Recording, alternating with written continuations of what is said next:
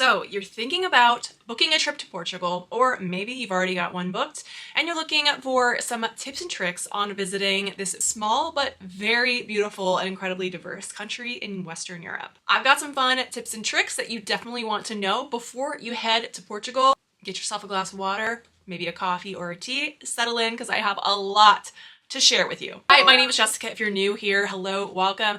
I make videos about affordable fashion, travel, and lifestyle, and I recently got back from a trip to Portugal a couple months ago, and I wanted to just come on here and share some of the things that I learned from my first trip, things that I observed, and that maybe other future first-time travelers to Portugal would want to know. So if you love watching any videos that have to do with travel or fashion or the intersection of those two things, then you definitely want to consider subscribing.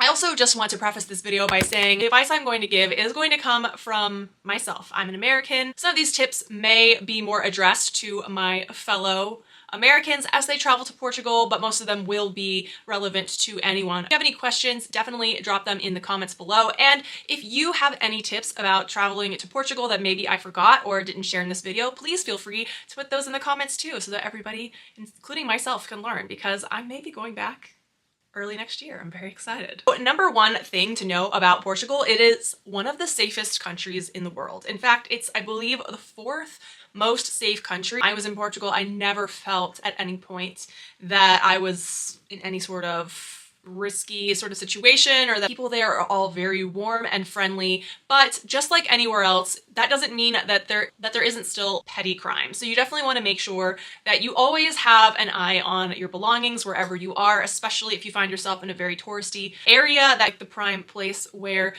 things like pickpocketing and petty theft can happen. So of course, don't let your guard completely down, but do know that when you travel to Portugal, you're going to a very safe country. Car break-ins can also be something that happens, and apparently, although I didn't know this from experience, but rental cars can be a special target. Just don't leave anything valuable in your car. Consider visiting during the off-season. This is something that I have yet to ever embrace, for like I'm always happening to go right in the middle of crazy tourist season. Last time I went was in the very beginning of July, right in the very start of like peak tourist season. So it was pretty crowded. Probably gets worse as you get to more of the midpoint of the summer. In the winter through the late spring, don't be put off by the fact that those are the colder months, because Portugal in general is a warmer country. So even though it's not going to be as sunny and warm as maybe it would be in the summer, it's still going to be pretty mild temperature-wise. You may find that you're a little bit more comfortable in those months anyway, because it can get pretty hot, especially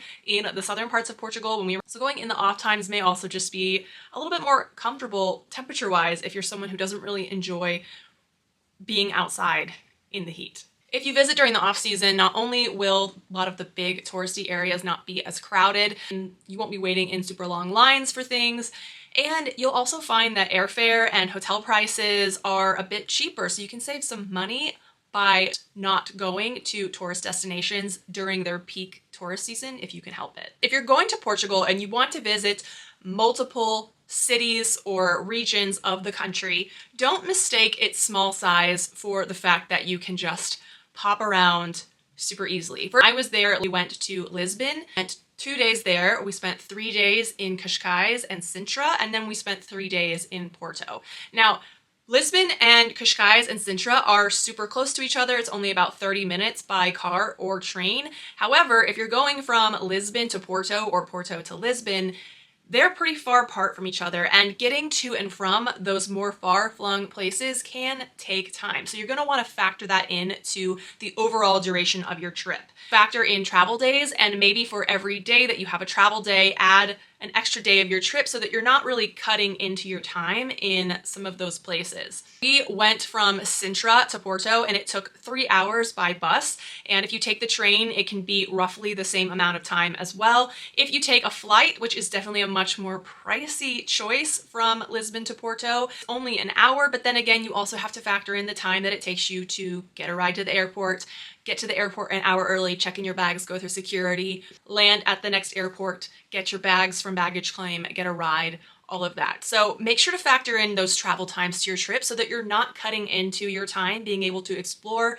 the different parts of Portugal that you want to see. If you're interested in going to Madeira or the Azores, flights also take quite a bit of time. I don't know the flight time from the mainland to Madeira, but I know if you're going to the Azores, it takes about 2 hours. You would think it's close, but it's not close at all. So allow yourself more time to actually enjoy being where you're at. Another thing to consider when you're planning your trip in Portugal and you want to hit multiple places is think about where you're flying into and where you're leaving from. I made the mistake when I was there with my friend Aisha. We wanted to start in Lisbon, go to Sintra and Cascais, and then end in Porto. And we kind of assumed wrongly that we could easily get from Porto to Lisbon. I've been to several other European countries and I just thought like, oh, they probably have some sort of high-speed rail. We can jump on a train, get ourselves back to Lisbon to get on our flight home.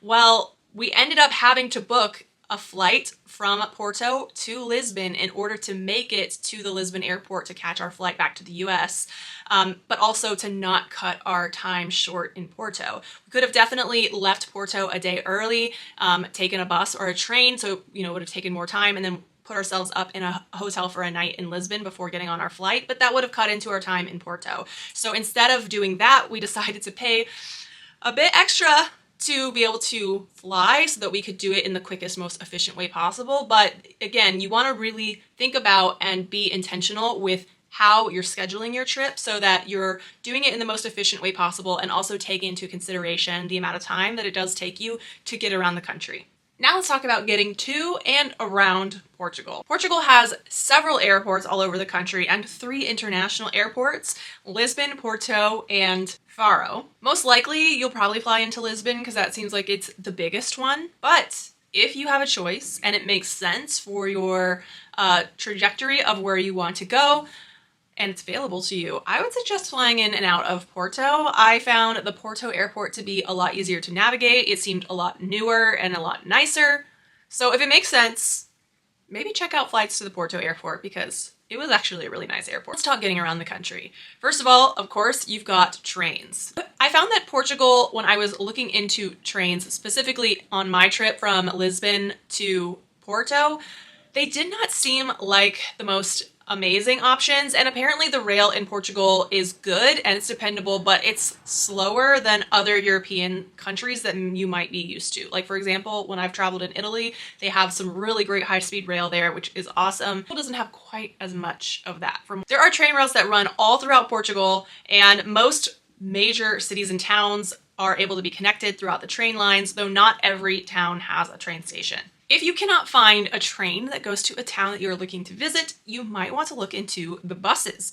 Now, surprisingly, I found the bus option to be more affordable and more efficient than the trains. When we were going from Sintra to Porto, we actually took a Flixbus, and it cost, I think, 12 euros total per person, and that was really only because we paid a couple extra euros to sit in the front row of the bus, which I wanted to do just because I can get a little car sick sometimes on long drive, so I wanted to make sure I could be in the front so I could look out of the windshield to make sure that I didn't get to Porto feeling nauseous. These buses were new, they had air conditioning and Wi-Fi, and the duration of the trip, specifically from Sintra to Porto, took 3 hours, and the driver did stop halfway there to allow everyone to get out at a gas station to use the bathroom quickly or to grab a quick bite. I really recommend checking out the buses because the price of them was way more affordable than a train ticket. They basically take the same amount of time. You may find a train, for example, that could get you from Lisbon to Porto maybe 30 minutes faster than the bus,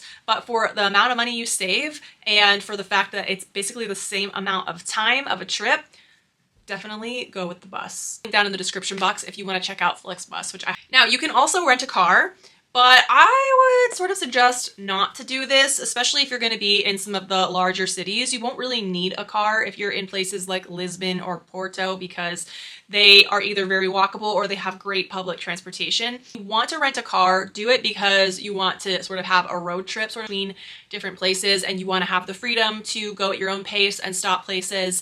I felt like when we were in the bus ride from Sintra to Porto, when I looked out the window, their freeway seemed like it was pretty wide and open and not a whole lot of crazy traffic. So If you're going on like a freeway, mostly, I think it could be okay. I don't think I personally would feel comfortable driving in any of the cities just because, especially in Lisbon, it can get kind of hectic and there's one-way streets and it's up to you. If you're gonna rent a car, of course, don't forget your driver's license, and depending on the country that you're coming from, you may need international driver's permit to rent a car. So definitely check with the rental company that you're interested in booking with and secure that before your trip. Now let's talk about just getting around the bigger cities. If you're going to be in Lisbon or Porto specifically, those are the cities that I visited, just know that they are very walkable. Porto especially so. I think we only used the public transportation twice the entire time, and that was only because the first time I wanted to take the subway across the Dom Lewis Bridge, but we totally could have walked that. It wouldn't have been a long walk at all.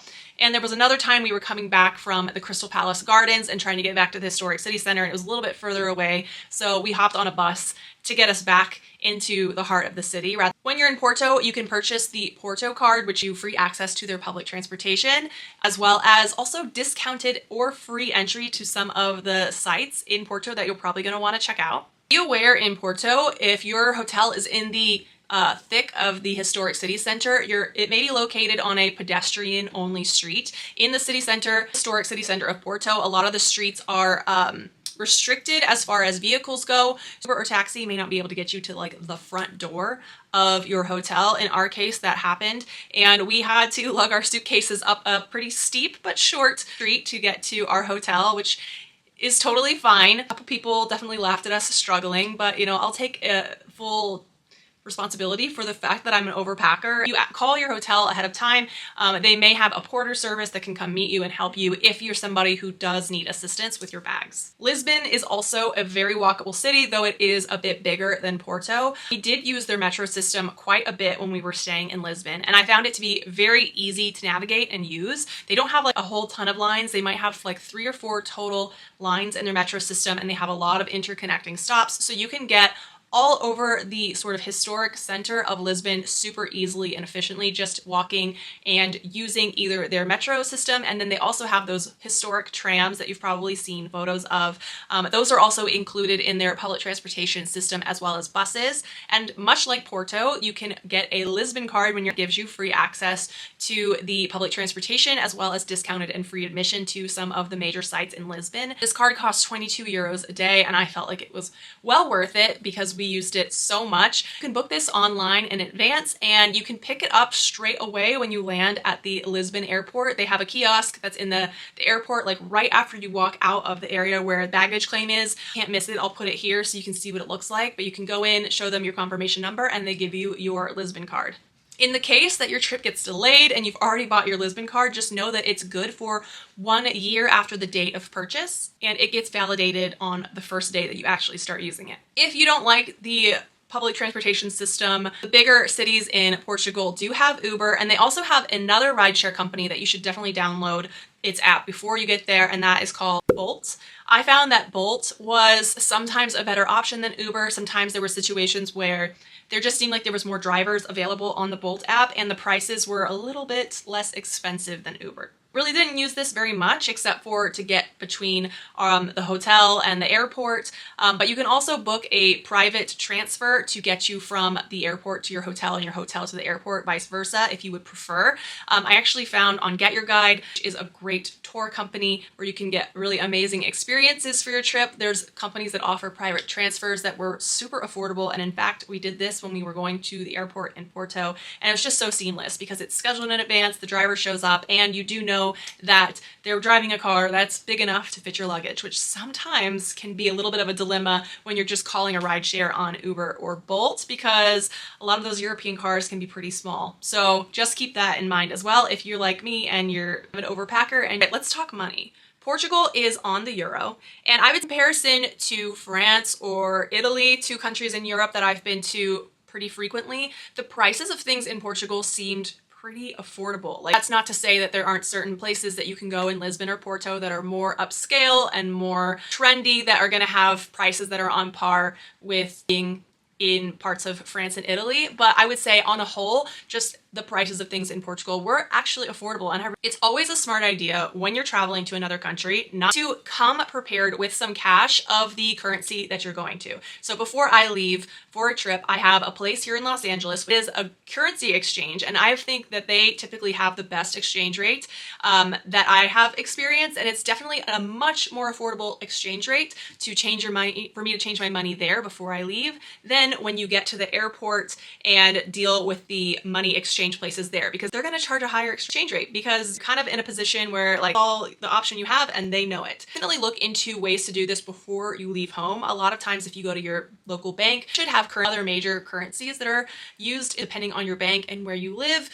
It could possibly take a couple days. I've tried to go to my bank before and they didn't have euros for whatever reason. Said that they could order some, but it might take a couple days. Be aware of that. Try to handle it maybe a couple weeks out from your trip. Having cash in Portugal is definitely key. I found that there are quite a few instances when you're traveling when you need cash. Definitely the smaller mom and pop cafes and shops are going to only accept cash in some cases, or it's just going to be a more convenient situation for you to pay in cash. That being said, in every situation that I always use my Chase Sapphire Reserve just because it has zero foreign transaction fees and I'm making points on my purchases for my next trip. Credit card travel hacking is the way to go. Definitely don't have any bills above like 50 euros on you, and don't have anything on you that you wouldn't be able to handle having lost.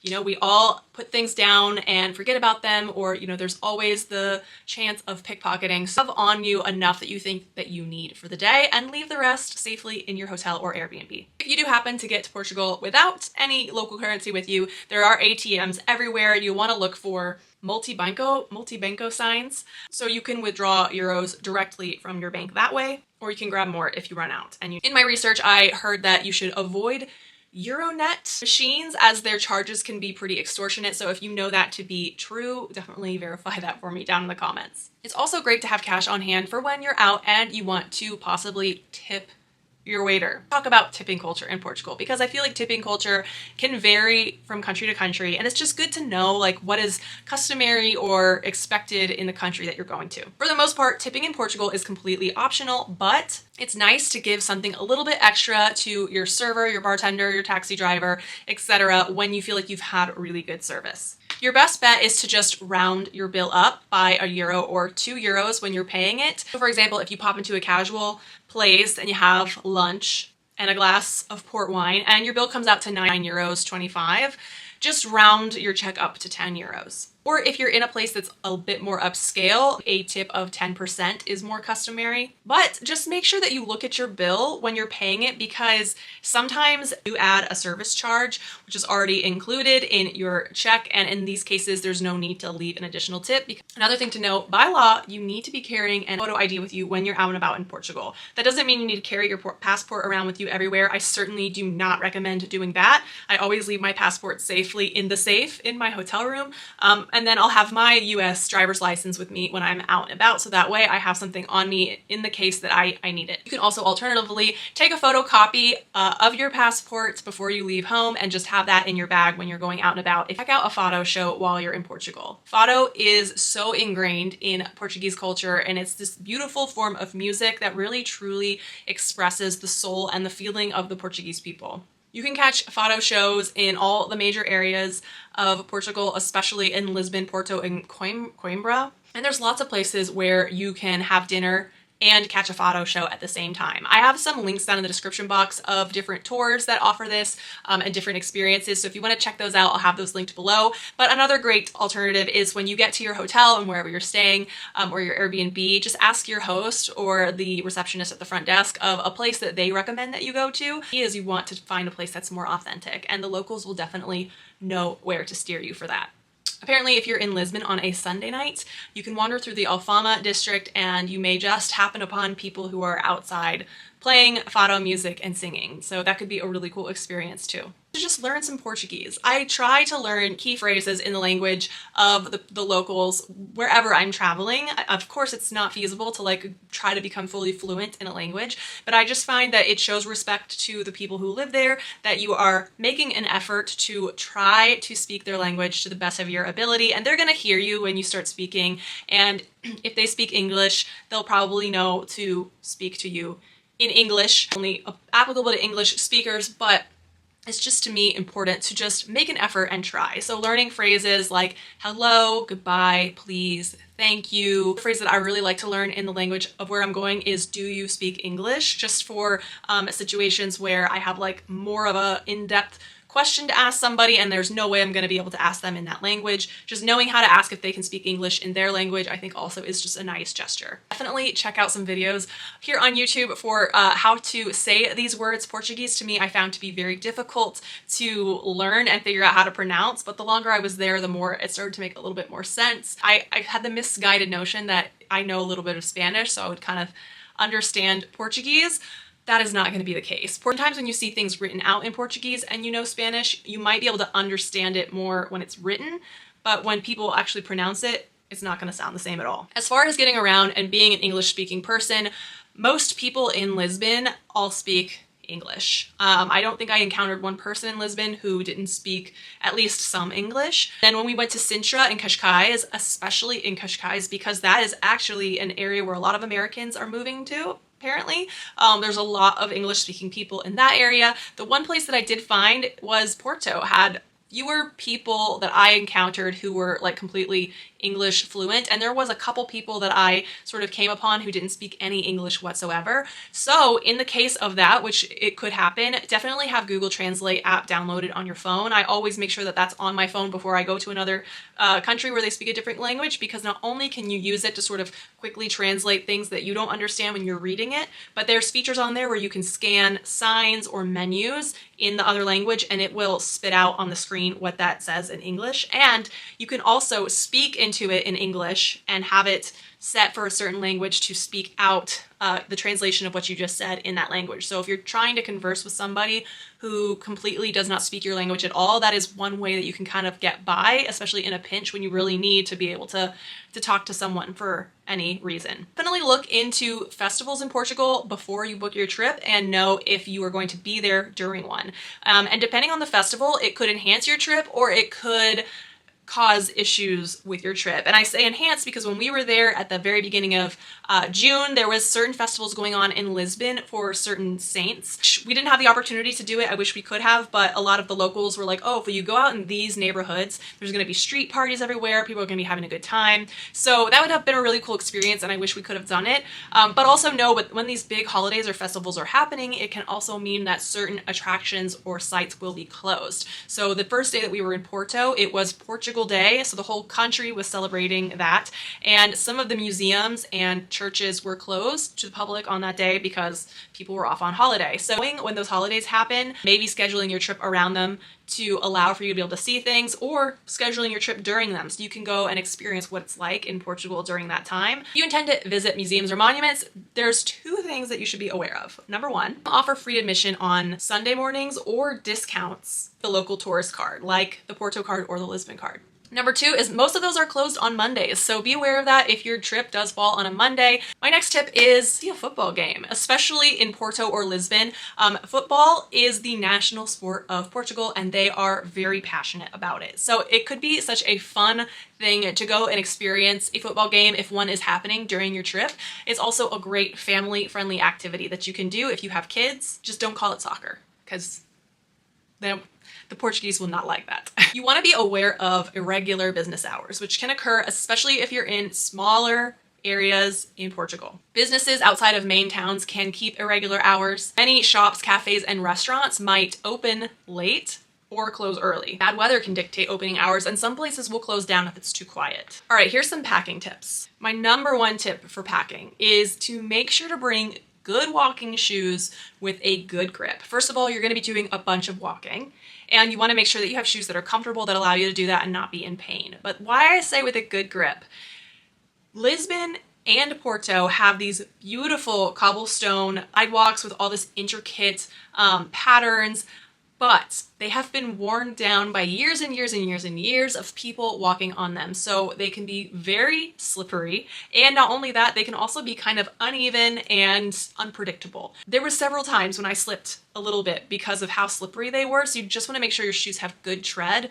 I would not recommend really bringing any high heels with you. You're probably not going to wear them. I did have one pair with me that I wore out to like nice dinners. And only then, like, we were walking short distances or we used like an Uber to get us most of the way there. So you're probably not going to want your high heels because it could be probably kind of treacherous to walk in them. Maybe opt for like a lower chunky block heel. That's probably your safest bet. Definitely check the weather before you leave. Depending on what time of year you're going, you just want to make sure that you understand what the weather is going to be doing. Also, just knowing the weather of the area you're going to. So for example, we were in Lisbon at the beginning of June. It's summertime there. It's very warm, so we had warm stuff, but we went only 30 minutes to the Sintra area, and Sintra actually has its own microclimate in their mountains. And so when you're exploring Sintra, when you're going to the palaces, you may find that while it's sunny and hot in like Cascais, which is the like beach town right next to Sintra, once you get into Sintra, it becomes a whole different situation where it's foggy, it's cold, possibly rainy. It rained when we were there. And so you need a jacket, even a little bit of a light rain jacket or an umbrella for certain. So just do your little research on the areas you're going to and what it's like there weather-wise. Also just keep in mind, like especially with Sintra, with those palaces, you're gonna see pictures on social media, maybe where you see people and it's like the most beautiful day and you can see for miles.